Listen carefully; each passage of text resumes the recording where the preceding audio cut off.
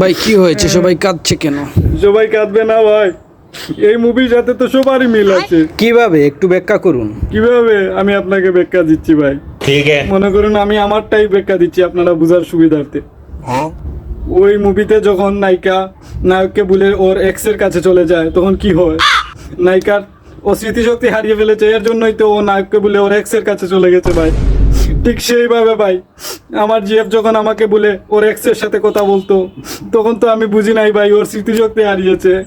এই আবে মুভিটা সালে। দেখার পর ভাই, বিশ্বাস করেন, এই মুভিটা দেখার পর আমি বুঝতে পারছি ওর তো আসলে কোনো দোষ নাই।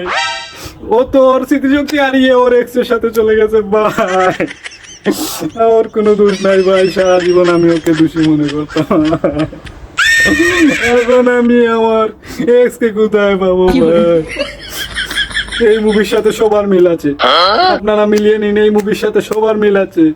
সবার জিএফ ওকে বলে ওর এক্স এর কাছে চলে যায়, কেন যায় ভাই? কারণ ওর স্মৃতিশক্তি হারিয়ে যায় ভাই। বাইগান।